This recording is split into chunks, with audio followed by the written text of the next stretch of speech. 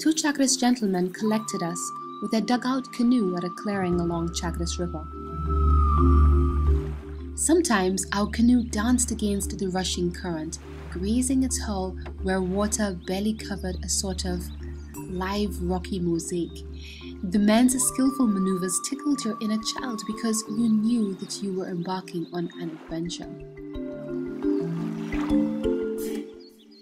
And when there was no such drama and we glided along calmly, the pristine green hushed you. It seemed sacrilegious to speak. Once landed, we saw people like any others, but in an environment so unlike the Western world that theirs had a specialness. This was our semi-enclosed house. It had no doors, and the walls did not entirely surround its space. The single access to this well-elevated house was a log with dugout steps that rested against the side of the house. It can be pulled up at night, something we did not do.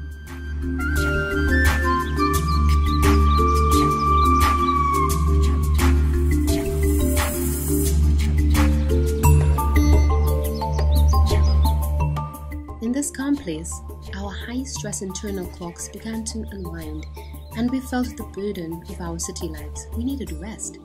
But afraid to miss anything, I drowsily draped myself against the riverbank to watch some children play and wash dishes.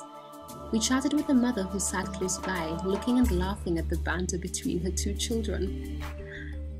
Usually Emberá clothing comes from fabric that they prepare from a particular tree bark. They showed us a sample that felt very durable. However, when this Emberá group left their original home in the deep Darien jungle, they faced governmental harvesting quotas on that tree bark. This colorful substitute is Japan imported. Now they find it quite expensive at approximately $17 and rising a piece.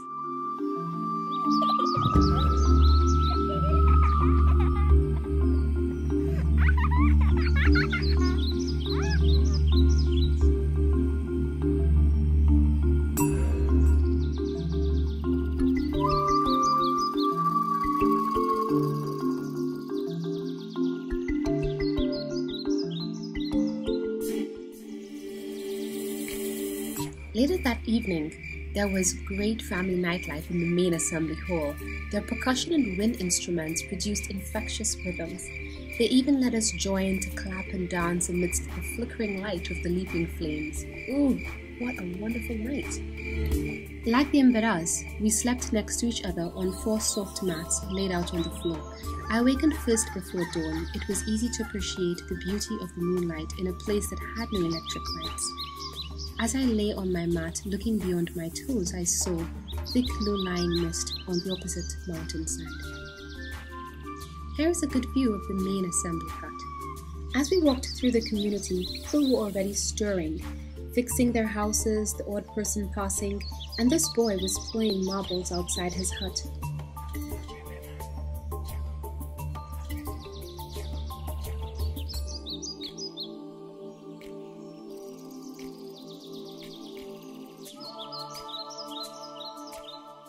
Finally, next to the rushing water on the far side of the canoe parking lot and watched over by majestic fauna, Marion and I found a quiet spot in which to meditate and commune with nature.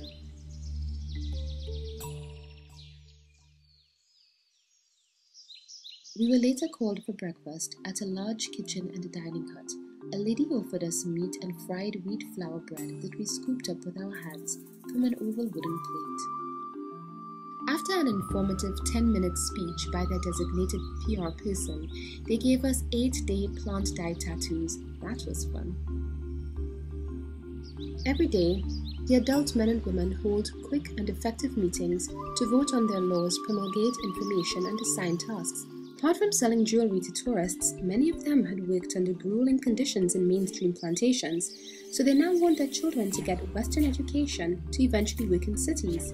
I started to wonder about the permanence and purity of their civilization. A mainstream teacher lives with the Emberás for 4 days per week to expose these children to the city educational curriculum. This 65-year-old medicine man walked us barefooted through a nearby mountain to his garden pharmacy.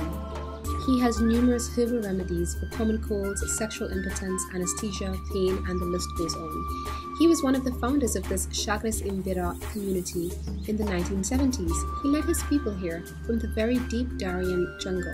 He is one of the oldest of about 100 inhabitants. The Emberás have no marriage restrictions. Previously, marriages were arranged. However, the consequent heartache inspired new laws that now allow relationships to be based on mutual affection. They often find partners in similar neighboring communities. Our weekend with the Emberás was a wonderful reprieve from the city wilderness that defines life for most of us.